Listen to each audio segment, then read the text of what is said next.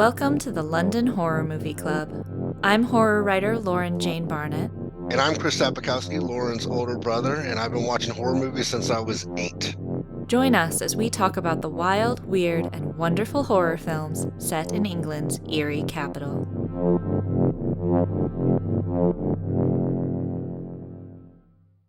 Hi, everybody. Welcome back. This month, we've got a little something special for you. We're going to be doing another movie review, and this time it's one that's just come out and streaming here in the UK on Mubi. I think you can also get it on Prime in the US as well, and it's called The Substance. It's just finished doing the festival circuits. It's starring Demi Moore as Elizabeth Sparkles. She's an actress who's sort of aged out of her prime, and as this happens, she gets a curious invitation to try out The Substance, which promises a sort of ideal, youthful, perfect DNA version of herself. But the catch is it's for only 7 days at a time, and then she has to switch back to her normal Elizabeth Sparkles self.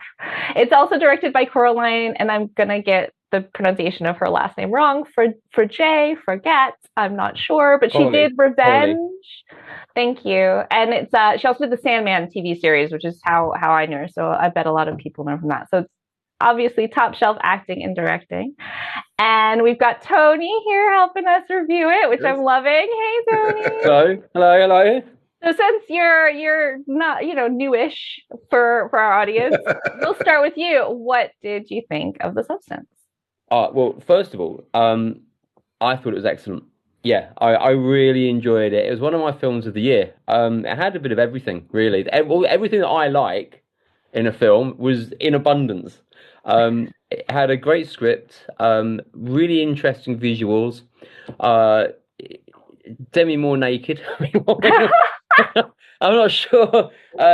You hit one of my bullet points that I was going to talk about. Exactly. Well, things when you're sort of my age and you grew up watching her, it's like all of a sudden it's like I wasn't expecting that because what I didn't know much about it.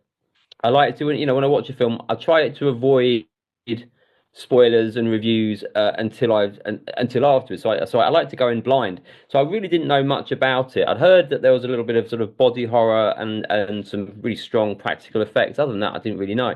I thought it was great. It was up there as for one of the films of the year for me, along with I think Longlegs. I think I preferred, but I thought The Substance offered a kind of retro look at horror and some kind of typical horror themes, but approached it in a really fresh way. And yeah, that's my opening gambit on it. I would say I was very excited to see it, and it didn't disappoint. How about you guys? I feel the same way. I didn't know anything about it. I knew that Demi Moore was in a horror movie, so I knew that part. And then we were talking and we're like, let's do this movie. We'll review this movie. I'm like, perfect. I'm going to watch it. And Demi Moore, I fell in love with Demi Moore when I got to a certain age with One Crazy Summer with John Cusack. And then she was Jules in St. Elmo's Fire. And then she was in Few Good Men, which is like just a classic movie in general. Great cast. She was G.I. Jane. She's been in Charlie's Angels. So she's been like a sex symbol for 3 decades more, and it's just like, and then I'm like, she's doing this movie. Like, it's got to be a good movie. Like, I just kind of thought, like, if she's going to put herself out there. And then I went and watched the trailer because I wanted to see if my wife wanted to watch it with me.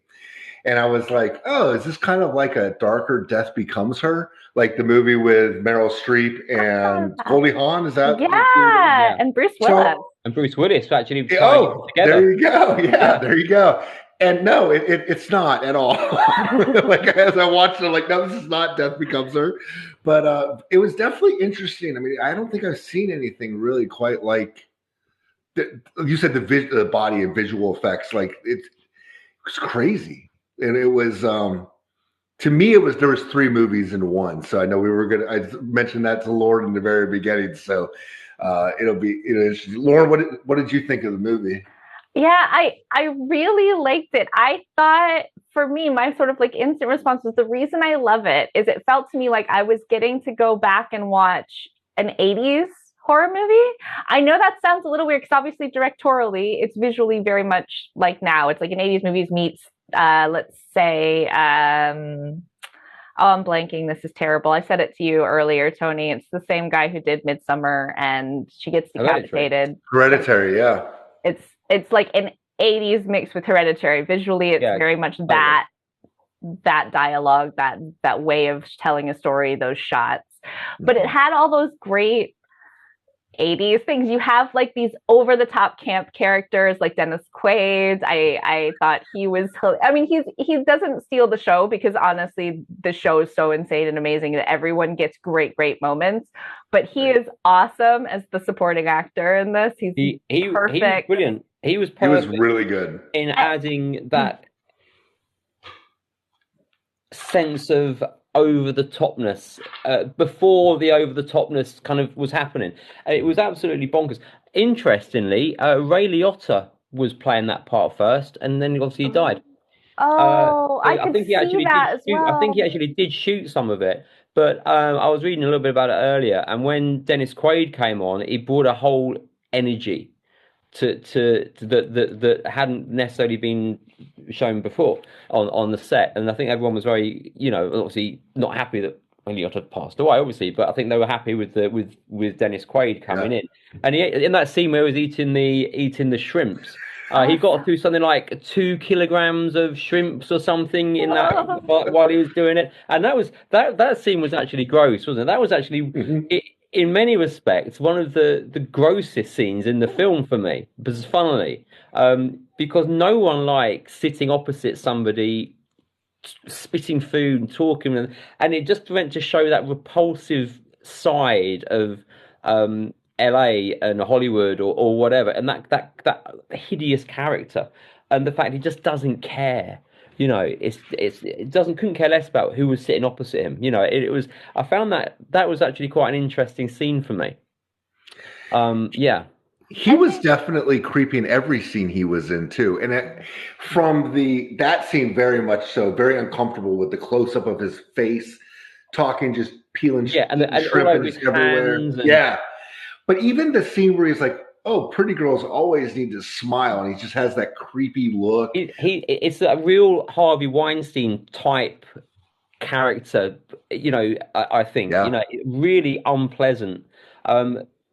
But I suppose, going back to the 80s again, what the sort of thing that was happening, in Hollywood, and when the producers were pretty much left unchecked, and got away with being predators, monsters, exactly, which was really interesting kind of sideline to what else was happening in the film, and because of characters like that and his grotesqueness is what spurred Demi Moore's character, Liz Sparkles, to go that step, to take the substance. It was that her needing to compete, and him with the young audience, because he's firing her, to bring in the new audience. So his character was, very important to the film, even though you don't see a huge amount of him. In many respects, quite more interesting than the two leads. Interestingly, I'm only thinking about this through my head now, actually. But he was brilliant, absolutely fantastic character. Yeah, I mean, I think you need his character to help take it from, because it starts out feeling very, it's very realistic in a way that the later scenes become more hyperbole, more over the top, more ridiculous. But because he's that from the start, he kind of helps. His role basically is to kind of carry those two in, so that each more ridiculous, more crazy step that happens makes sense and it works bridges, for the audience. It bridges that gap, doesn't it? But because it starts out, very beautifully filmed, some really interesting, a lot of interesting close-ups. Some of it, as well, is filmed almost a bit like a soft porn film. You've got close-ups of bottoms and boobs, and in the shower, and it's that's quite interesting, because it's obviously one of the themes of the film is obviously the aging woman and losing beauty and and jobs in Hollywood, jobs everywhere for women of a certain age, and this idea of the loss of fertility, which Lon and I talked about the other day. But also you've got this camera playing with the idea of this sort of soft porn aspect as well, which is an interesting kind of juxtaposition to what we're seeing as well, to what we're being told, and to what we're seeing. I think, yeah. No, I'm following you. Like I think the first 20, 30 minutes of the movie, I really was trying to grasp my head around what it was trying to tell us or what it was trying to portray. And you definitely get the unachievable beauty standards for women, right? And it's obviously doing that. And men, and especially men in Hollywood at that time and everything, they're evil, and they're looking at just like bottom line, like, hey, we need someone in this bracket, this 25 to 30 bracket that's beautiful and whatever. But then they really like to be able to switch it and then see it from the Demi Moore side of the angle, but then to make it not just a victim movie, but then it just kind of flip it on its end and then like see where it goes. I felt like I was almost kind of physically tired after watching that movie. Like it just kind of like whiplash. Like there was so much going on. It's pretty draining, actually. Yeah. I think it drains your brain, mentally, and then again, you kind of sucked in with your eyes. From like the first shot to everything that happens at the end, which is bonkers. Which I thoroughly enjoyed, and I think. It's a bit like Hereditary. You have this kind of very slow build up of the events, and it's quite an artistically shot film, and then that the sort of last third kicks off in a way that you're just not expecting.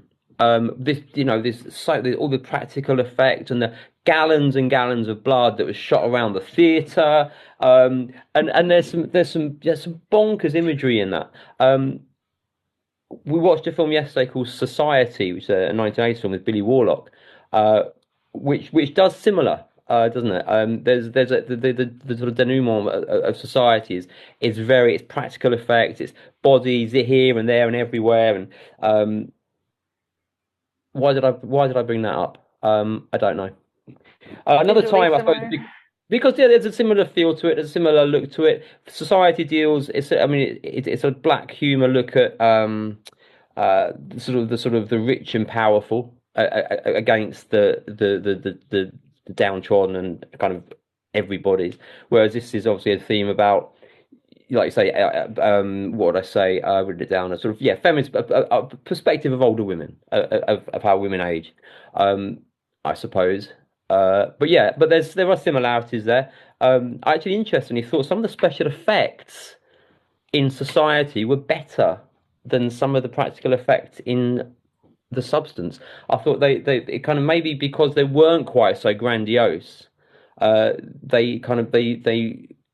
was more of a realism about the absurdity. Although I did quite like the fact that some of the special effects in the practical effects in The Substance, I wanted those deliberately not quite as realistic as they could, because it was just a part of that theatrical experience, which I thought, again, quite interesting.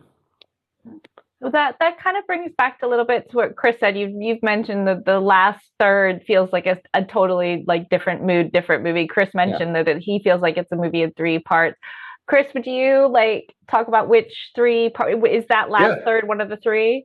Yeah, 100%. So I've got, like, in my head, it broke it up into, and I don't know timing wise, but just the story wise, you have the Demi Moore character, and then the juggling in her mind. Does she want to go down this road of using the substance and to create this second person? And then you have the fact that they are living that double life, or that 7 days on, 7 days off.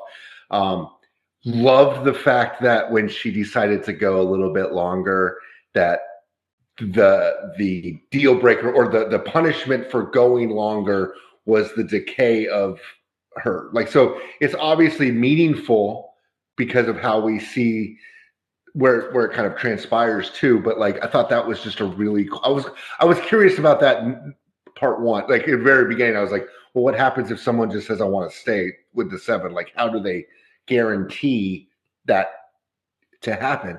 But then the second movie, I think, or the second storyline to me is when Demi Moore no longer became the crush of my childhood dreams, and then is now forevermore be the troll lady that's running around in a yellow jacket, like just really fast and scampering around, scaring the hell out of me. Like that is just the fast, small, like little running around person. But then like I think that the scene where they both exist kind of took it off the rails into like a third movie.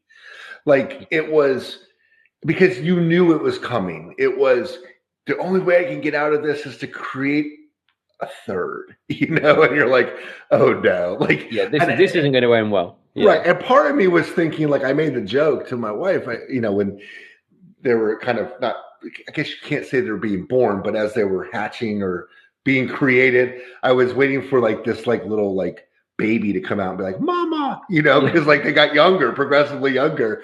But then it turned into like the toxic Avenger. And then that was very much just, to me, that screamed 80s with all the blood. And then just the effects of like her face on the back. There's like the arm that's just kind of sticking. I can't do it right. But it's just like, that was just like everything about it was creepy. I'm like, that's a great character though. Yeah. Great monster. And the fact that she got from her apartment to the stage on New Year's Eve and no one sees the arm out the back. It was so funny. I know. I really enjoyed that. I thought that was hilarious. I wondered if there was, you're talking about the yellow, her wearing yellow, that the yellow coat was very striking. And then the character of Sue was usually in pink or baby blues. Mm-hmm. I wondered if there was a kind of some sort of subtext or that I hadn't quite understood with the colours. I don't know, yellow, could that be symbolic of something? I know I assume obviously the kind of the baby pinks and of the younger one is that Barbie-esque type character. Yellow maybe a little bit of envy, a little bit of, it's an unpleasant colour, isn't it, yellow? It's quite a vicious colour, maybe. Go ahead. No, go ahead. No, go. I had a thought about it. So the thing that this requires little context. The thing that struck me about this movie is how much of it's about consumption, not necessarily beauty. Beauty is obviously the big one that's center stage, but it's all about consumption. Elizabeth Sparkle's been consumed for however many years and been chewed up and spat out like the prawns. And you have that great scene where he's eating and she's the metaphorical prawn shell that he's casting away. And then like Sue is immediately same thing, hardcore consumed. It's not like she has a slow build. They grab onto her, they show her, and then on top of that, Sue, the like younger, prettier, more perfect version of Elizabeth Sparkle is consuming Elizabeth Sparkle. She takes her spinal fluid and injects it into herself, and that's how she stays alive. And that weirdly becomes the Jekyll and Hyde story. It's not about the good version, the original version of the person, Elizabeth Sparkle, waking up and discovering that like Sue's done something horrible. Sue's doing what she really, really wants for herself, which is why she keeps letting her body deteriorate more and more as Sue like keeps consuming her. But it's that Sue's made her look even more old. That's the thing that's pissing her off, is that Sue's like overeating her. And then of course Sue gets to the point where there's nothing more of Elizabeth Sparkle to eat because she hasn't let her wake up yet. And so like you have all this consumption. So in this grander theme of consumption, you can tell me if I'm thinking too hard about this. Yellow is jaundiced. Okay. It's that color of things aren't you're sickly, things aren't going well, things aren't going right. And it's perfect that she's when we first see her, she's in the blue that we see the monster at the end. She's not in these yellow colors. She's in these really fit. She's all like pink from sweating. She looks like Sue. And then she gets thrown out and she's in blue in that restaurant. And then we see her in the yellow coat when she's been chewed up and spit out. And then she's in yellow as the monster through the rest of the movie. Yeah. I could be overreading it, but I think there's something there. This No, I think jaundiced, so. ill, sickly, eaten and spat out. Yeah, You no, sold me on it. I didn't go that route, but you definitely. I could yeah, see with the way that they tried to make it, like the way that it was shot was so artistic to me, like with that hereditary midsummer feel, like just the apartments and big rooms and long hallways and the very vibrant colors. Like I don't think they would have just passed over and been like, "Hey, grab a rain jacket out of the closet, we'll throw that on her." Like that color was chosen for a reason because it was so striking and so like visually just in your face. So yeah, you definitely sold. I'm sold on it. Jaundice. I'm gonna tell everybody that it was. yeah. No, I thought no, that's really interesting. Yeah, I like that a lot. Clever clogs. I'm curious. We talked a lot about color. That red hallway shows up, or orange hallway shows up a lot. What did you guys think of that? Because it reminded me of The Shining. Yeah, for sure. Oh, okay.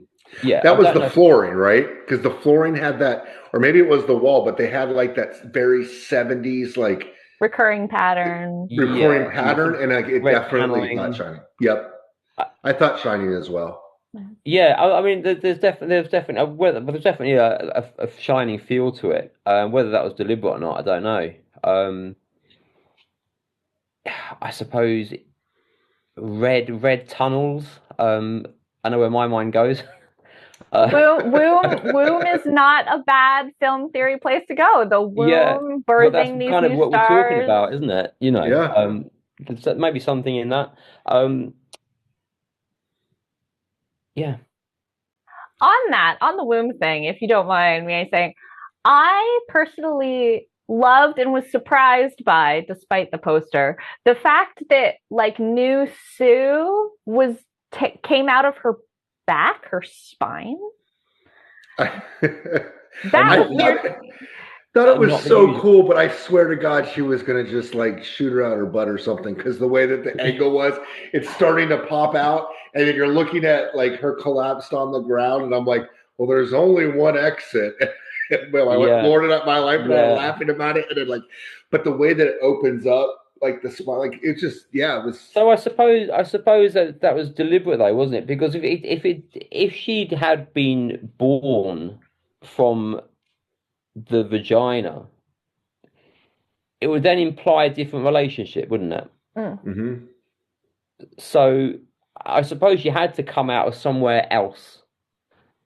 That's how I see it. You didn't want to copy extra. Yeah. No, you really wanted to go. You needed a different move. yeah. I mean, because they're the same person. Like, this is the thing. You know, she's fighting herself throughout the whole film, isn't she? And we're constantly reminded of that on the phone when each of them at some point are talking to the person on the phone. And every single time, I can't remember the exact words, but there aren't two of you, it's one of you. Yeah, you are one. You are one. You aren't two. So it's constantly trying to explain to these women that you're literally destroying each other. You're destroying yourself by not being able to work to understand each other. You need each other to survive. In that sense, there's a little bit of, like you said earlier, a bit of death becomes about that, because I haven't seen it for a long time, but it's like, again, it's the extent that these people are willing to go to try and remain young or fresh or vibrant or relevant. And essentially this what happens either today, in life, through either sort of Botox or makeup or going to the gym or going for a run. It's just the extent that we've all got limitations, either because we can't afford to have plastic surgery or because we don't want to have plastic surgery or whatever. But but Liz Sparkle's got to this place where she doesn't care. She just wants to look younger and be relevant. I think more, she's scared of a life of nothingness, isn't she? I think, and aging, and let's face it, what's obviously, we all know that Demi Moore looked great in it at the beginning. Yeah. I think, and Laura and I was saying, I think, any 6-year-old woman would kill to look like Demi Moore. at that age. But that's obviously not what the film's about. It's about the fact that she doesn't realize Right. because she's been made to feel like a dinosaur, I suppose. Yeah, Yeah. or even that part where she gets to come back, or Lisgum comes back, and she's got like the decayed finger. Yeah, Like that first, and she calls, right, and he's like, you can end the experience at any time that you want. that's right. For pretty much anybody at that point, you've already gone down this very tricky road of like, I don't know if this really works, how this works, what's going on, Yeah. but I've done it. You're ending it at that point because you could do something with this. Like, Yeah. I mean, That's right. That was something that I was thinking actually. When it continues from there, then you just know the next time you see her, she's got the leg and she's like that troll character. And then she says, she's on the phone, I want to finish it now. Now she'd done that an hour ago, right. in a much better situation. So yeah, no, exactly. I totally agree. But again, it's that need, isn't it? It's that desire to remain young. I don't know what is that.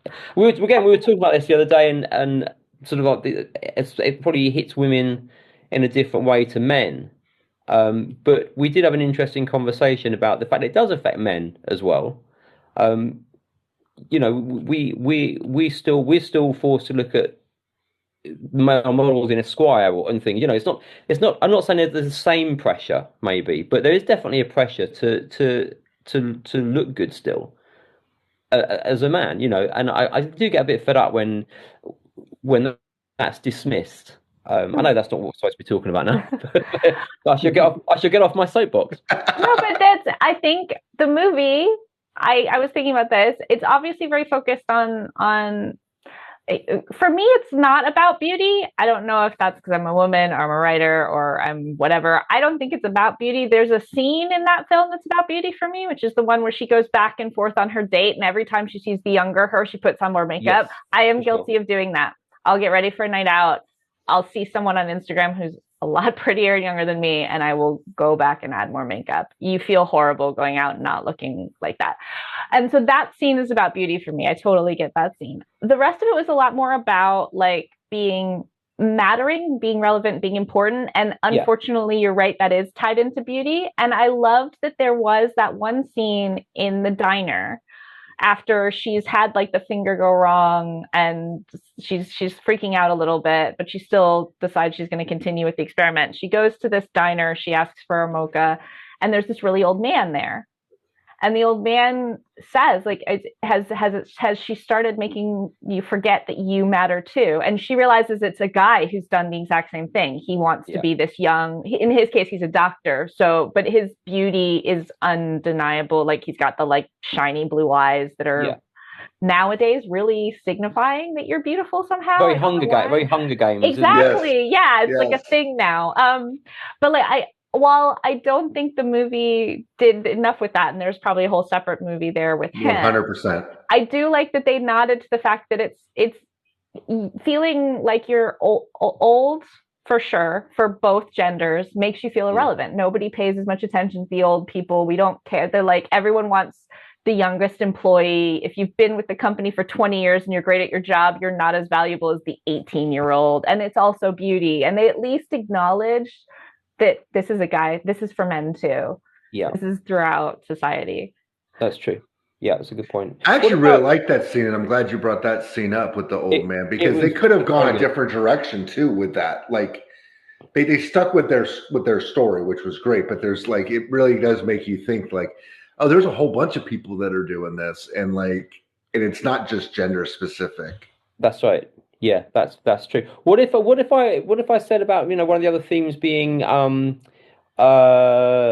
addiction? Because I think there's definitely something to do, obviously, with the idea of addiction. Any comments on that? I can definitely see it. Do you feel, you guys are both in this world? I mean, do you feel a need when you're writers and you guys are producing movies and stuff? Do you feel a need that you have to get something out to feel validated?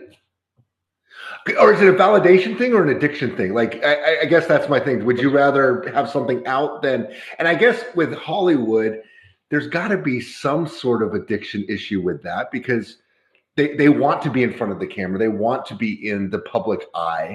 Yeah. I mean, she was super happy at the very end of the movie when her amoeba self crawled over to her star on the Walk of Fame, and then she was content. Yes. You know, and you're like, there's no reason to be content at that moment. Like, this is, and then the cleaner machine sweeps her away. Yep. Which was fantastic. Which reminded me, and I'll just change the subject really briefly. There's a film called The Incredible Melting Man, and there's very similar ending. The Incredible Melting Man goes through, the film, blah blah blah, and then just melts, and then the cleaner, you just see the cleaner the next morning. There's something quite humorous but sad about that, isn't there? What are we leaving behind almost? But yeah, I don't know. Yeah, I mean, but the thing is, talking about addiction and things, it's quite funny because I will check my IMDb rating quite probably more than I should. Oh, it's gone down. It's gone down again. It's gone down. And what can I do? What can I put on the socials to get people to have a look at my IMDb? Not that it matters, it really makes no difference. But I don't know. So there is. I mean, even in the sort of the very kind of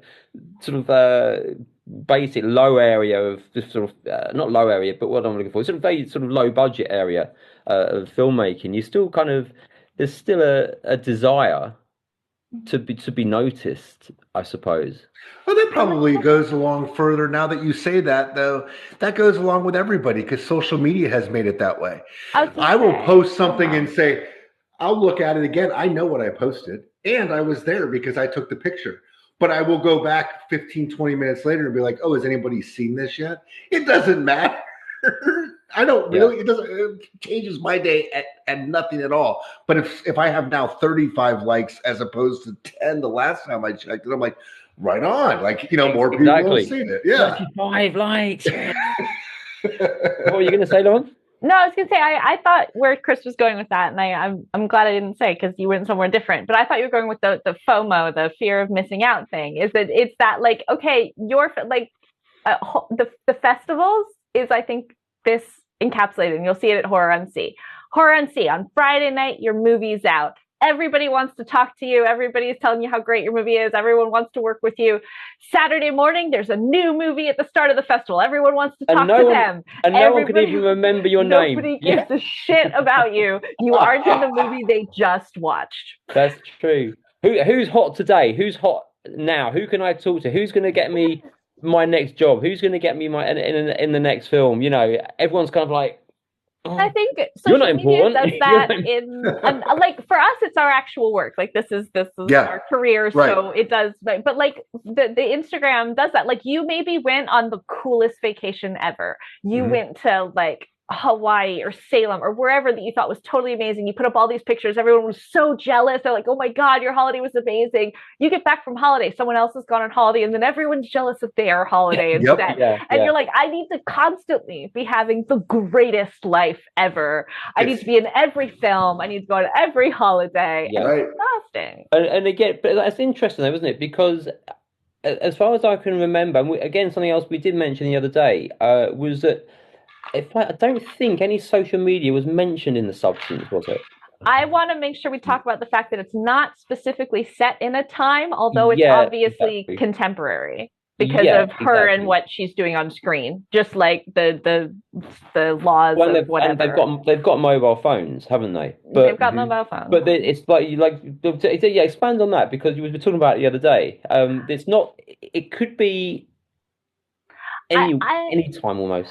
Yeah, I think that was the thing I was saying is it's not that it's not set in a time period. There are obvious markers of the cars and the fashion and the fact that she's able to be wearing very little and making sexual moves on screen. That's like at least the 80s, so you can't be too far early. But then there's all these and mobile phones, but there's all these things that aren't specifically our time today, 2024. There's no mention of social media. None of them use a laptop at any point. None of them check their emails. So it's set sort of outside of time rather than in a specific time period. And I really like that because it gives it a timeless feel where you see the like big Christmas show. And okay, they still do that today. Absolutely. Every single New Year, there's a New Year's Eve show. But I think of the 80s Bob Hope Big Christmas special with like because that's what I grew up with. But if you are a different generation, you can think of your generation's big cheesy 1950s. I mean, with the way the women were dressed, okay, they're topless, so that wouldn't be 1950s because watershed America. But like the women in the Las Vegas could be the 1950s. The hallways and some of the things like Dennis Quaid is doing saying could be the 70s, the 60s, the 80s. I really, even goes back, and they make specific mention of King Kong, and then you have these great moment at the end when like the monster comes on stage, and a single woman breaks the like tension of is this part of the show, is this not part of the show, and like stands up and screams, and that's such a 1930s Frankenstein Kong. They're shouting the monster there. It's like 1930s Universal Cinema where a single woman's going. Yeah, for sure. It is King Kong on stage, isn't it? And for Frankenstein's monster or the Elephant Man, it's that. And it takes the one person to realize, because we're saying, they're saying, is this part of the show? What's going on? And she's got that crazy paper mask on, hasn't she? Which is wonderful because that could have been in my head. Think about writing that down on paper and trying to work out how you're going to make that work on screen. Could easily have just, I don't know, could easily have been a nightmare. Could have just been pants. But somehow it worked. I don't know how exactly, but it did. So I really enjoyed that. That whole last theatre scene I thought was fantastic for sure. Yeah. It's funny that you bring up time only because I didn't think about checking socials or your emails or anything like that while watching the movie. But what I did make a comment on was at the very end, when the paper mask comes off, about the screams. Not one person had their phone out recording it. And I've been concerts, any venues where you're all looking at something, whether it's something in the sky or something, someone's recording now. Like you can't get away from like a phone is out somewhere, and there was not one out there. And this is the New Year's Eve party. This is like the spectacle, like for this TV station or whatever it was. So I did notice that. I was like, wait, there's not one phone out. But then all of a sudden there's going to be, everybody is now on stage beating this person up, but there's not one phone out. Like there's got to be somebody that's like, no, but there wasn't. So interesting. Even that, I mean, I don't know, about the TV in the States, but that whole exercise show that we're watching is so out of time to me as well. I mean, we had, in the 80s, I suppose 90s, we would have had sections on like the morning TV where people would have done like 5-10 minute exercises. And I know, people like, who was it in the States that became an actress? She did that and then she became an actress. I can't think of her name. And here we had Suzanne Summers does the Thigh Master, and Jane Fonda was huge. Jane Fonda, the workout. Jane Fonda, that's exactly who I meant. Yeah, because that kind of throws the whole time thing out again. Because that doesn't seem like something I would see on TV today. For many reasons. It doesn't. But I'm going to put the asterisk of it doesn't appear on TV. You're totally right. But we still have it. And it drives me nuts because, okay, yes, you have it on TikTok in the like 1 minute I do yoga videos. Sure. But the Peloton community has an insane everyday new instructor, new thing, and they're obsessed. Like there are people who have a following because they're a Peloton. They will only work out with this one instructor. Yeah. Wow. So while it doesn't map onto the TV, there's evidently something in us as a society, or at least American society. I'm not sure how big Peloton actually is in the UK, but it's massive in America. I live in the UK and somehow I know that. But like, there's something in us that really still loves that, really loves it. It's very weird. I think it goes back to Jamie Lee Curtis doing that with John Travolta. Like, honestly, you just want to grab onto that one moment. It's some sort of sanctioned soft porn. Sort of like you're allowed to watch it. You know, you're watching it for the same reasons you'd already watch a soft porn film for a little bit of titillation, but you're kind of allowed to watch it because it's on TV. Mm-hmm. Well, and it's that perfect thing as well because it's those. Did you guys ever see the film In and Out? It's Kevin Kline. I think Chris, we watched it as kids.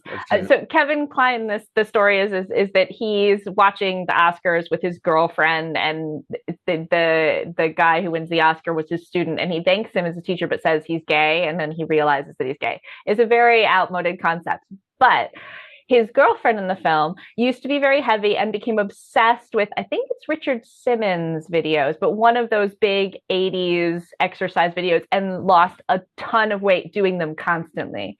And so like it kind of was perfect with what they were trying to do with the you have to look young and beautiful forever. Yeah. And it also maps very well onto Demi Moore's career because obviously these were huge in the 80s and 90s, and she was huge in the 80s and 90s. So I think like it was, while it doesn't work as a 2024 thing, we still have that impulse of wanting it, and then it really fit the message of the film, and it fit Demi Moore, I thought, really well. I'm kind of curious whether they had her in mind when they picked that as the thing that the woman was doing instead of like talk show Demi host. Moore, I believe, was a bit skeptical at first. It took a few meetings. I think she liked the idea, but I think she said herself, "This is either going to be great or it's going to be a disaster." Something along those lines, and I think it was 4 or 5 meetings with the director before she actually signed on.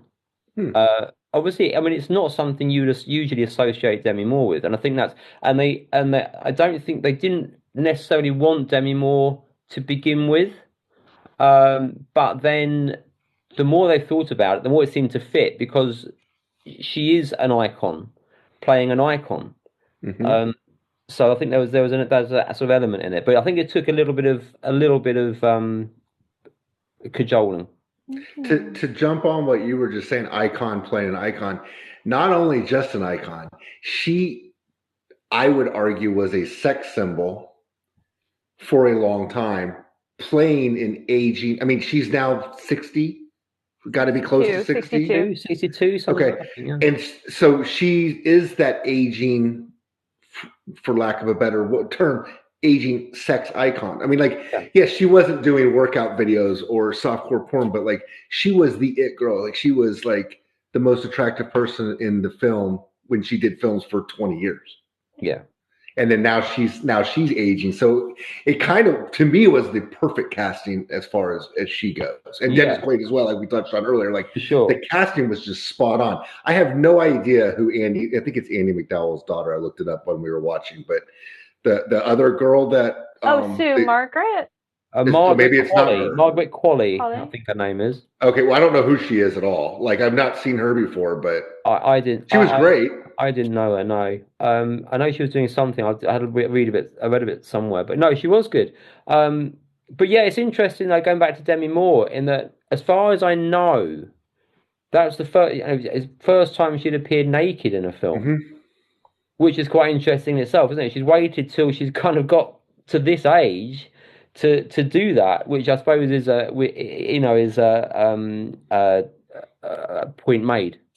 You know, it is the first time she's naked in the film. I don't know how many people remember this, but she raised a lot of controversy, and I'm going to forget which magazine it was, but when I was a teenager, she posed pregnant naked on the cover of a magazine. I was a teenage girl, and we were all like, that's amazing. Nobody's allowed to show pregnant women. That's so cool. I know it was more controversial than that outside of my friend group, but it's interesting that like she has had quite a famous association with nudity before this in showing a non-typically shown, or at the time, I think nowadays celebrities do all sorts of nude pregnant photos, but at the time it was really unusual. That was the first one for sure. Yeah. And then she does this at her age, and I think as well, I know there's people talking about like Helen Mirren being hyper sexy out of sort of typical age range, and other women, but I think not very many of them were completely naked. Like she did full frontal and revert, like you got a 360 view.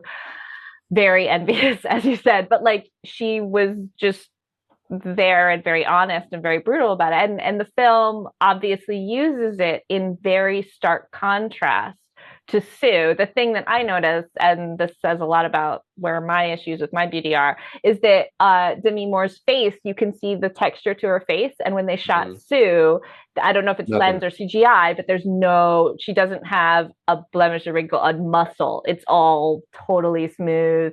I'm sure there was more to that when they did all of her body, because you get to see all of her body in that first shot where she's in the mirror. And interestingly, the Margaret Qualley plays Sue.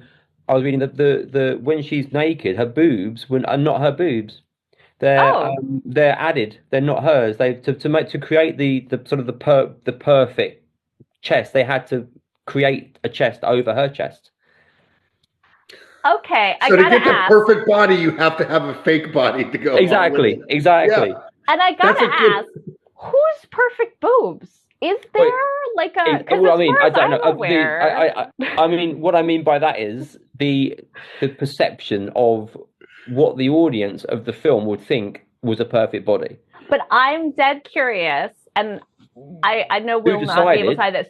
I want to know who was thinking of who is the audience making, because I guarantee you ask a guy who grew up in the 70s versus a guy who grew up now, totally different idea. You ask a woman, totally different. You ask a gay man, a lesbian, there are so many different. They had to have thought, what's the core audience they were going for with that?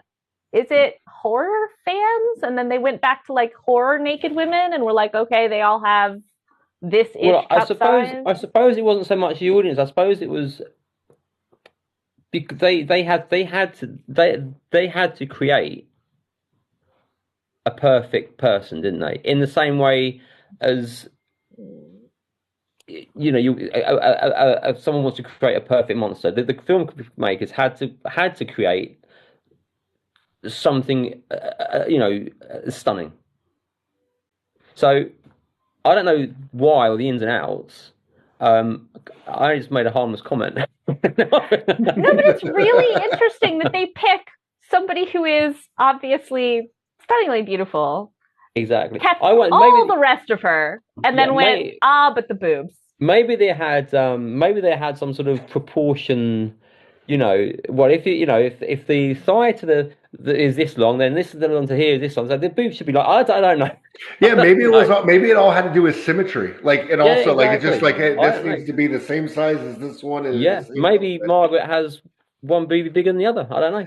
I don't know where my guidance counselor in high school was on this job career path, but now that it's out there. Yeah, and I understand what you're saying for sure, because obviously they, I'm sure that I'm not even going to finish that sentence. No, it's just, the thing that gets to me is that they decided that somebody who is ridiculously beautiful was fine except for one area, whether it was boobs or butt or nose. It's weird to me that they we're casting her, but we're going to tweak this. Everything in a movie telling you about how beauty is not attainable, or it is attainable by taking this, it's still not attainable by the person. It might be, for all I know, it might be that she wanted it. That the actress might have wanted it. I don't know, but that's what I understand happened. But I thought I'd bring it up just because it's quite interesting, isn't it? This about body perception, and they've chosen, like you said, they've chosen someone very attractive to play a younger, very attractive person, but still, it's not good enough. We still got to play around with it, which is quite interesting, really. Well, like I said, they obviously used a filter or something on her, so you don't have facial features. But like you said, that was really noticeable about Demi Moore, though, wasn't it? I mean, she's still very beautiful, but but the lines and everything, but were accentuated, weren't they, in some of the shots? And just again, little bits of the body that just moved through time and gravity and things that obviously will happen eventually to Margaret Qualley as well, and to all of us. And that may have happened to some of us already. I don't know. I will say when Demi Moore was doing her workout show, and then the other girl, Qualley, that she was doing her pump it up show, like I still found Demi Moore more attractive. So I don't know what that says about me, but I was like, maybe it was just because it was Demi Moore, and like I've grown up with Demi Moore, so maybe I'm just like, she's like the epitome of like just beauty.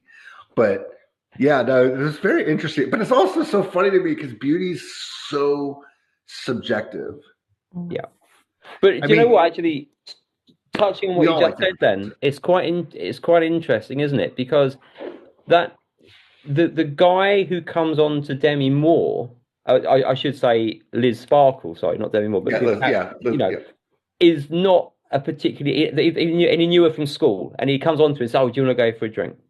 Now he's not a particularly handsome. They didn't choose him, the actor for his looks, did they? He is for particular looks, and obviously then Demi Moore's like, oh no, I don't, but then later on she's so desperate, she then picking out that number from the bin, was it, or wherever she found it, and is ringing him, and it all still goes wrong for her. Whereas then we see Sue's partners, who are these beautiful young men, aren't they? And what am I trying to say with that exactly? I don't know, but I suppose it's that way of like you were talking about, Demi Moore still being beautiful. They had to try to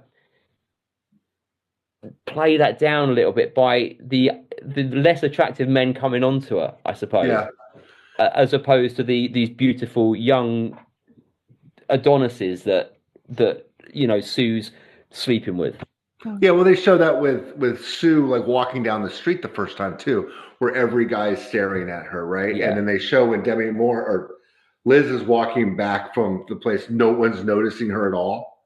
Like she's just kind of like just a normal person walking down the street. But I don't know. I find it's very interesting to me because as far as the beauty thing goes, I find it very subjective. So like, it was kind of jarring to hear that my sister will see a picture on Instagram and put more makeup on her. I'm like, you're crazy. Like, what the hell are you doing? But I know that it's obviously something that's there, but it's just, I never really think about that aspect. I'm just like, okay, well, yeah, you don't like that person, move on to the next person. There's more around the corner. I think it's that thing about that outward approval again. It's not just how you look, because I've grown up into this. So some of this obviously is the fact that I'm not 20 anymore, obviously. But when I was 16 and I had really bad acne when I was 16, it wasn't the end of the world because like eventually it cleared up. And so by prom, you might be fine.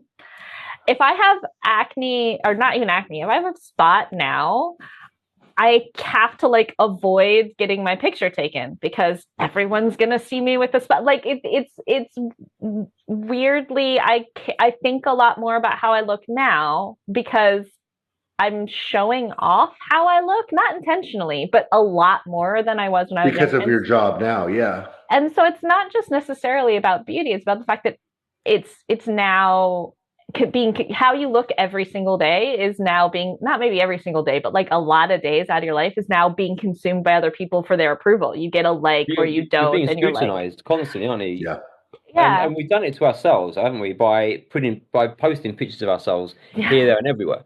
I mean, we're to blame for it.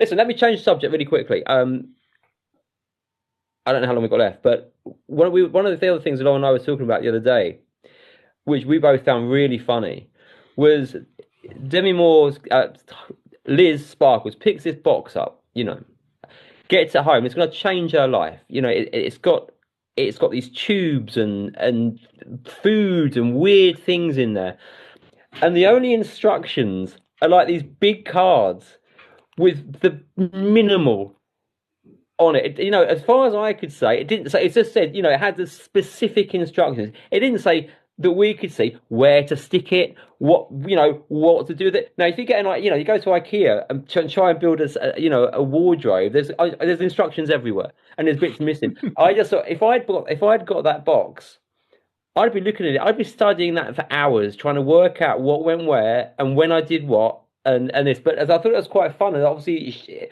either they did that deliberately. I assume they did, because Liz Sparks at that point didn't care. She just wanted to get on with it, get it done.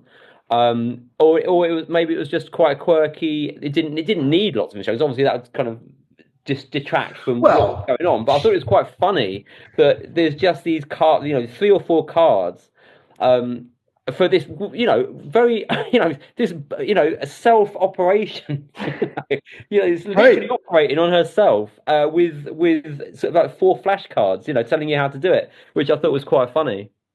How do you even know how to sew someone's spine back up? Exactly. On a note card. I work in a world where we do have to write out white papers for people to look at and to do training for people, and I can't do it off of 4 note cards, and that's not completely putting the human back together. Yeah. So exactly. it's exactly. My question go ahead. I was just gonna say I loved the minimalism of the whole film. The whole film, there's I was saying yesterday the most dialogue you have in the entire film is the scene where Demi Moore is frantically cooking every recipe in this French plate while listening to an interview with Sue. And they're not talking to each other, but they are kind of talking at and around each other. And that's the most dialogue in the whole film. All the other films, there's lots of one sentences or a few, a paragraph, and that's the scene. It's really, they told this story with so little. If you think about, like you said, with the instructions, we only also got the quick video and the instructions she got, and we totally knew what was going on. We knew that it was dangerous when she was going to go over. We knew that she was, she needed to get I didn't realize it was going to be spinal fluid, but we knew she needed something to stabilize. Mm-hmm. And it's amazing as a writer how little you need to tell the audience, anyone, in order for them to totally get the story, the world, and to buy into it. And I wonder if actually there being so little meant we were more likely to buy into it, because we aren't then thinking about oh, well, that detail's odd, or that doesn't make sense medically. What do you think? I totally agree. I totally agree. I think everything, like you said, everything was there for a reason.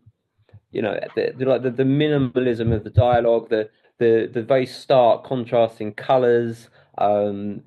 There's very few superfluous. There's not really if you look at it, a lot of the scenes sort of start with close-ups, or there's no kind of establishing shots. I don't necessarily know where we are a lot of the time. I know we do occasionally, especially when she goes into the building to get the substance. We see the alleyway and we see the doorway. We don't necessarily see a lot of other stuff, a lot of establishing shots. It tends to be straight in, which is nice. Again, it doesn't give us time to think, and it just gets rid of all of that kind of fluff.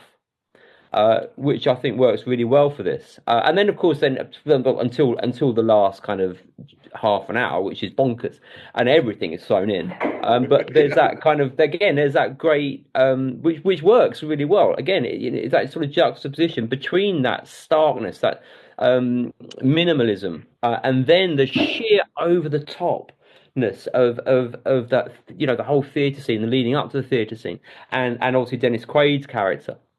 So I think you're right, and you look, back to what you're saying about the instructions. Yeah, it wouldn't work. We don't need to see them. It worked perfectly. I just thought it was quite funny that we were. I just thought of myself in that position, trying to work out what to do with these kind of 4 cards. It's food. Yeah, makes sense. And then you're like, exactly. Hang on, when what's it? 7 days from what? From 12 o'clock, or 7 days from when I do it, or you know what I mean? All these little things would be going through my head. But it'd be like like Gremlins. What if I eat something before midnight and it gets stuck in my tooth and it goes down after midnight? Does that count? It's those sort of weird little things that would start popping into my head. That makes sense. So I have a question for both of you. Would you do this? No. No. No. Okay. No. Easy question. No. No. I mean, I wouldn't even have Botox. So, I mean, no. For I mean, me- I wear contact lenses and I moisturize, and you might find me having my back waxed every now and again. But not physically changing. Yeah, you're not down for physically I'm changing not. and Look. I mean, I've considered laser eye surgery. But that's more for practical reasons. I wear contact lenses usually, so I don't usually wear glasses. Hair transplant possibly. I would consider. If there was a fail-safe way of taking 20 years off my life, of course I would. I mean, I would have no qualms about doing that. If I thought that I'd get a great result with plastic surgery, again, I wouldn't say I wouldn't. I'm not saying I wouldn't do it, but I wouldn't go to those lengths. No. you wouldn't want someone else. I know that they were one, and I think that was where my question is, because I could give a laundry list of things that I would want to change if if it was unlimited funds or whatever, but I also don't want to be a different person. And while they said it was the one, Yeah. they weren't sharing a mind. No. It wasn't like they knew what happened out there when they weren't there. And that's someone else living your life. That's one of the things that we said, because at first I wasn't sure if they were sharing a mind, if they knew when one was asleep. I wasn't sure at first if they knew what was going on with the other person. It then becomes clear that they don't. But yeah, no, exactly. I wouldn't want another. One of me is enough. That's the thing where it begins and ends for me, is that it's not me. You. So no. I mean, exactly. like if she did the shot and it all just happened to her, that's a whole separate sort of conversation. But the second there's two of you and you switching back and forth, I was done. There was no way I would do that. If I could Dorian Gray it, if I could have a portrait of myself getting older while I got younger, fine. I'm all over the Dorian Gray. That's another one though. I don't want to live forever. I really don't. If I could live forever, if I could live forever sort of healthily, I'd give it a go. I'm not saying I want to live forever. No. Maybe a painting's worth a couple of 100 years. No, I'm good, man. No. I have this conversation anytime any kind of good vampire movie comes out or something with other people are like, man, we're only like 30 years away from pills that'll make you live to be 200. I'm like, do I get to live the last 100 years as a 98-year-old? Or do I get to live as a 20-year-old? Like, I don't get to choose when just because you live forever doesn't mean you're going to be how I felt when I was 28, as opposed to how you feel when you're 68. So what was Liz Sparkle's? What do you think Liz Sparkle's ultimate reason for taking the substance? What was if she knew she was going to be split into two, which I'm assuming she kind of did because of what they were saying with the cars and the things. What was her reason for doing it? I can't figure that part out. I think she's an actress. This is her everything. She doesn't have a partner. She doesn't have a dog. She doesn't have anything other than that she is an actress. They took that away from her. She's forsaken any life, hasn't she? Any personal life to get to where she is. And they've taken that away from her. And this was her. She knows. She overheard him say, in that men's bathroom, they don't have space for someone like her. This is her only chance to keep having the thing that she is, that she lives. But it's her only chance. But then someone else is if they were sharing a mind, again, that's where I would start to be I could see it more. Yeah. The fact that the only way that that she's doing what she's doing is you're watching talk shows and seeing the billboard that happens to be outside your window. Which is creepy in itself. I don't know if I'd want to wake up every day and see myself, but fine. I don't know if this is the same, but it's not literally that she's experiencing it, but she knows it's her work. It's her. It's not. So this is where maybe I'm thinking about it wrong because it's not the same. My books aren't me. But they live this whole separate life that I don't have. They go around the world. And I'm thrilled and excited when I discover that somebody in like China has read my book. They'll never recognize me, they'll never know me, they'll never reach out to me. Like, God, why would they? But somebody decided they were going to travel to London, bought my book, walked through, had this amazing experience with my book. And I love it. That's the thing I love most about writing, is that it's somebody's going to connect with it. And I don't get to experience that. I don't share it with them. It's not like I get to, it's not like if I make a movie and I can sit in the audience and see how they react. Very few people, I hate to admit this, review books that aren't romance novels, crime novels, and sort of major books. So I know that thousands of my books have sold. There are like 5 reviews online. I have no idea how people receive my book, but I know people want it. And that idea I love. And so I kind of get the idea behind, okay, if somebody said to me, your next book, everyone will read it, everybody will love it, they'll care about this book, they'll want to talk about this book, they'll connect with the characters, but you have to stay at home and you can't talk to any of them, I'd totally do it. We've just lost Tony. I don't know if he's decided he doesn't love me anymore after saying that. He was like, I can't deal. Click. Out. That's interesting that you said that about the book, though, because, hey, there you are. He's back. I don't know what happened. It froze. I'm sorry, it froze. Okay. I was worried you heard what I said and was like, ew. No, I don't know what you said now. I'll have to listen to the podcast. And that's interesting because I don't know. It looked to me, and I don't write and I don't put necessarily things out there for that way. But if I was at the convenience store and I was buying a lottery ticket and for the Powerball lottery, and I was like, oh, this lady has her kids and she's trying to get her, stuff, and I'll let her go in front of me. No big deal. I've got my numbers right here, or I'm going to have them pick the numbers. And then she won the Powerball. I wouldn't put anything, I wouldn't be like, well, thank God she's living a great life and with the winnings that I would have won. Like, so in my mind, I think of it the same way. Like, that's hers now. Like, I don't have that. But I mean, it's also different because it's not work. It's not art that you're putting out for people to consume. So maybe that's where that is. But movie lost me with, I love the movie, but the movie lost me with you're not sharing a brain, so you don't know what's going on. Like, yes, it's her work, but if they are the same person, then why was one so negative towards the other one and like using her up? Just go 7 days, 7 on, 7 off. That's the thing I said that bothered me. I said to Tony, she got to a place where she was happy to just throw her other half away way too soon for my liking. I would have been like, for herself, okay, like this was you. I need to stay alive. We have to switch. That's the rule. Exactly. Yeah. Yeah. And that was kind of what was in one of the most interesting parts, wasn't it? It was what they're doing to each other, and the fact that the same person in different bodies with different minds. So are they the same person? I don't know. Can't work together to in some sort of symbiotic way to function.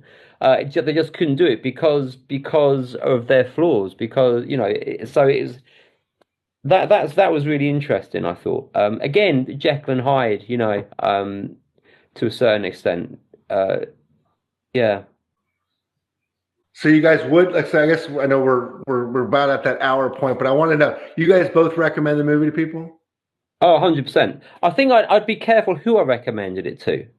Okay. I think is the thing. I think I can understand why someone might not enjoy it, for different reasons. I think the horror community is a very, an audience is a very strange thing. Some people can't seem to like, embrace the horror films as a whole. It's like, well, I can only like elevated horror, for example, or I can only like slashers, or I can only like gory films. So I think I enjoy this a lot. I enjoy the art house films. I enjoyed Hereditary. I enjoy a lot of stuff. I enjoy Friday the 13th and Blood-Sucking Freaks as well, and I think that's really important. This though does kind of there's crossovers everywhere in this, but I think it's gonna. I think it would put some people off, in that they're not quite sure what they're getting. But for me, I would recommend it, and for sure, yeah. Like Tony said, I'd recommend it to most people. Not everyone sort of taste specific, but I think for me, for a lot of horror fans who are like watch everything, have seen a lot of horror, there's quite a lot of references to tons of different films. There's, you go all the way back to Jekyll and Hyde and Frankenstein, and then all the way forward to things like Death Becomes or Hereditary. It spans the whole timeline of horror. So it's kind of like a horror lover's horror. She clearly watches a lot of horror, really enjoys and embraces horror. But I would probably recommend this to, and I hate to say this, but it's true and it's totally sexist, but I would recommend to women who are not necessarily traditionally into horror as a sort of gateway thing. I don't think, again, everyone, because I have quite a lot of friends who find body horror incredibly squeamish, but I think it would be a very good way of showing off a lot of the traditions and tropes of horror in a package that maybe less traditional horror people would get behind in a way. I think a lot of people that I talk to who don't like horror think of horror as that constant churn over of the VHS horrors where you didn't have much of a plot or much of a story. You were just happy to, and I love those too, don't get me wrong. But this at least has a lot of substance to it. So if you're not sure, you might enjoy it. So interestingly, This is one I might recommend to friends who aren't as into horror or getting into horror. Yeah. And how about you? And so just quickly, and you mentioned quite a lot of horror films there, and you still got that those crazy 80s films like Society, Street Trash. There's a lot of Cronenberg in there. The Blob, the Cronenberg, all this sort of stuff that they kind of crammed in somehow, but works as well. Chris, would you recommend it? I would. I find it a little bit more elementary, I think, than what you guys are how you guys are explaining it. Though, is in my eyes, one thing that I like about horror films is there's so many different types. So this movie happened to have a couple different types in one movie, I guess, because I felt that the third act and all the blood and everything was a totally different than the first act, and I definitely thought the acting was well done. I thought the movie told a great story. You could easily follow along with the story. There's something in it kind of for everybody. The fact that my wife stayed up till midnight to watch this movie is already a glowing recommendation for people that aren't typically into horror movies, because she won't do that for everything. But I just I did like it. I thought, I tend to sit and watch some movies and I start to question why things are happening. I did question, how does she know how to put a spot to sew her back up, or the cards, but it didn't distract from the movie. And that's when I would recommend movies, is I'm like, the movie was so much better than just those pieces where you can start to pull things from. But yeah, I love that. I've watched 2 movies this week, and The Substance you guys recommended to me, and I like them both, and they were so completely opposite. But when it comes to comedies or actions, or even a whodunit type movie, those are you follow a certain plot line. Or horrors can be anything. I watched 2 movies that I really enjoyed, completely different of each other, and would recommend them both for completely. What was the other one? What was the other one you watched? Oddity. We saw that. We haven't seen it. We saw that we saw it come up on Shudder. Yeah, it's good. I recommend it. It's not anything like The Substance. Perfect. But I also am digging, you said something about long legs earlier, that you recommended that, or at the beginning of this podcast. And Demi Moore's in this movie, The Substance. Nicolas Cage is in Long Legs. Is it becoming cool for mainstream actors to be in horror again? I think it used to be you had the Final Girls, you're and I'll blank on everybody's name right now, but you know, a lot of these actresses and actors. Johnny Depp was in Nightmare on Elm Street, and Jamie Lee Curtis is a Jamie Lee Curtis. How was I blanking on her? In Halloween, But now it's almost it's turning again, where if it's a good script, if it's a good story, horror's not off the table. Look at that. That's quite interesting, isn't it? Because what was happening with things like Jamie Lee Curtis, Kevin Bacon, Johnny Depp, they were starting their careers in horror and then moving on to serious films. Right. Whereas, like you just pointed out, people are turning to horror later now, and I think it has become a far more acceptable genre. And I think you have a lot of great directors, a lot of great films, a lot of great horror films. You always have done, but I think a lot of the time it's very easy to make a very crap horror film, and you had all the video nasties, you had all the this and that going on, and it was a maligned genre. Now I don't think it is. I think it's far more accepted. I will say though, I think there's still a break in what people consider. Somebody used the word elevated horror earlier. Yeah, I hate that term, but like it's horrible. That there's this idea that there's the good horror films that stars can be in, and then there's the normal horror film or the classic. Like the fact that you have to add elevated means you don't think it's horror. Yeah. But it's such a BS thing because I mean, horror films have been winning Academy Awards since they've been out. It's just like every other genre. It's incredible. There's incredibly drama heavy. Not really though, but may possibly for special effects or but I can't think of Silence of the Lambs and Jekyll and Hyde, which was Spencer Tracy in 32 or something. I can't think of many horror films that have won best feature. It's not as common. Best actor or best.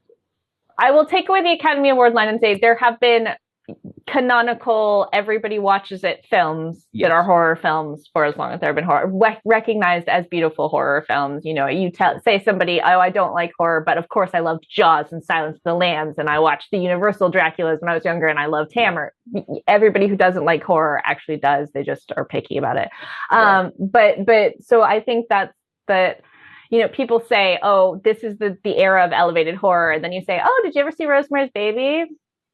You have to remind them, actually, there's always been horror films that are by very serious directors, there's more artistic, there's more drama heavy, there's more there's so much within the genre. It's not new, but for some reason it's attracting the younger audience. Which I think everyone's trying to go for now. Quite a lot of other films aren't hitting the young audiences anymore. You still get the Marvel to a certain extent and those big box office-y ones, but getting young people to the cinema is incredibly hard. And horror's been doing that more lately since kind of Hereditary, Midsummer. I should point out, I very much dislike the term elevated horror. I used it as an example, but I do agree with you. Elijah Wood is another cracking actor, and who's been producing some cracking horror films. His company did The Greasy Strangler and his remake of Maniac. What's that funny? The Crazies, Cooties is hilarious, and others. Yeah. I find it interesting. Just recently, as people from it's just, I guess I just used to always think younger actors trying to make it in the industry, they get their start off. Maxine is a great example of that. Was she not in a horror movie? And I don't know if you've seen Maxine. Yeah. She starts with a horror movie. Porn and then horror. Porn, and her break into the movie industry was like horror, and then she was going to be a big star. But now I'm seeing these actors. I'm like, no, man, if the script is good, people will go see it. Yeah. Yeah. No, we should, as you said, we should wrap up. So we all agreed to recommend it, but we need to do where would you place it on your tower of horror films? So, Tony, I know you remember doing this with us with Twins of Evil. Yes. You haven't been on as many of the horror, but any of the ones you can think of that we've done in this podcast. Obviously, I watch all of them. I will put Long Legs. Okay. The Substance. Everything else from this year, for sure. Okay. Twins of Evil, again, it's comparing something like Twins of Evil to The Substance. It's really hard, isn't it? But yeah, I mean, for me, so The Substance is the second best film I've seen this year, I think. Yeah, and I would put it near right at the top of your charts. Chris, how about you? Top of the pops. Tops of the pops. I really liked it. It's on the top half. I think I recommend it. I really enjoyed the movie.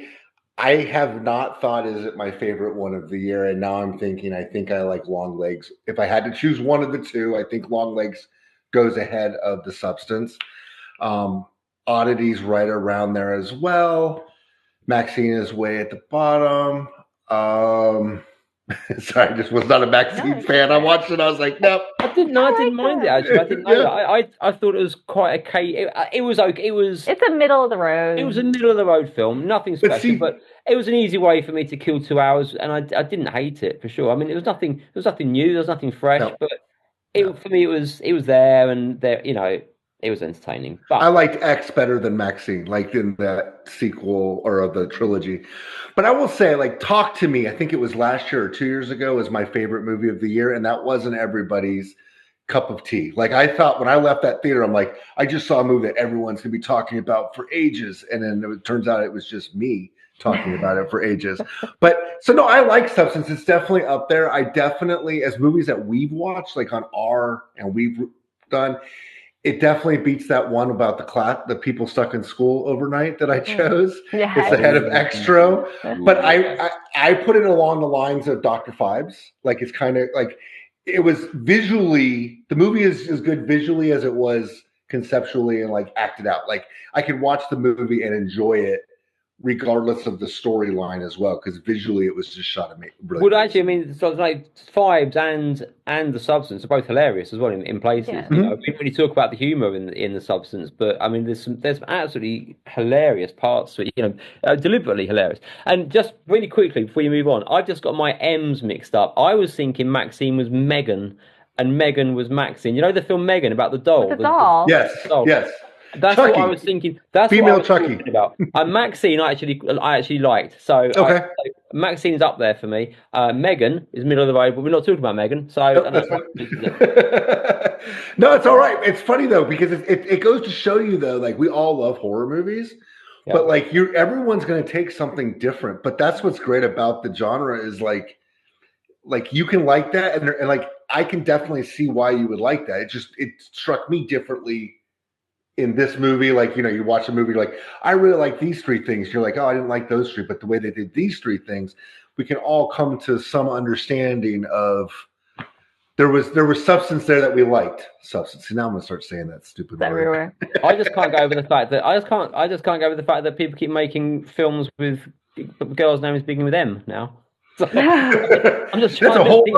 other podcast. Yeah, girls' names films. Yeah. Anyway, sorry. And you, Lauren, where would you put it? Yeah, Yes. it's like you said, it'd be in the top third. The thing for me I try to think about is, would I watch it again? I watched Phibes a billion times. I'll watch it a billion more. I probably won't ever watch Substance again unless I have to for like a class or something. I will probably watch Long Legs again. I'll probably watch, and I don't know how either of you feel about that, I'll probably watch A Quiet Place first part one, whatever the one that just came out. I'll probably watch that again. I don't think I'll watch Substance again. Not that it's a bad movie, just that I don't have something in my head that's going, ooh, I need to see it a second time. So I probably wouldn't put it like right at the top of that top third. But I mean, it's a great movie and it was tons of fun, and I'll probably recommend it to a lot of people. So it's up there, but it's not top of the list for me. But it's like definitely up there. I am looking forward to seeing it again, funnily enough. Oh, okay. Maybe I will be watching it again. Yeah. You may be watching it again. That's a really interesting way to rank those, though, because you're right. There are movies that I watch and then I'm like, really good. And then I've never really had that like itch to go back and watch. But then there's a movie that I'm like, you know what I want to watch tonight for the 45th time this year? Exactly. And it's like comfort food, but it's like a comfort movie, right? Yeah, exactly. Like Return of the Living Dead or Reanimate or Creepshow, I must have, Star Wars, I must have seen hundreds of times. And I will continue to watch them. Whereas something like The Godfather, which is a great film, I wouldn't mind seeing them again, but I've got no desire necessarily, or Apocalypse Now, or Clockwork Orange. I've got no massive desire to see them again. Maybe I will at some point, but yeah. Creepshow all day long. And that's the thing. It's not, and maybe that's bad, but it's not a ranking necessarily of how good is this movie compared to others. It's more how do I feel about this movie in and amongst other movies, which I think is easier because like I don't think I am in any way qualified to say what's the best movie ever. Well, no one is. No one is. Yeah. I think it's a great movie can be a great movie, but we can react to them differently, and a great movie might make you feel a bit uncomfortable for whatever reason, for whatever past experiences maybe, and so you might not want to watch that great movie again. I don't know.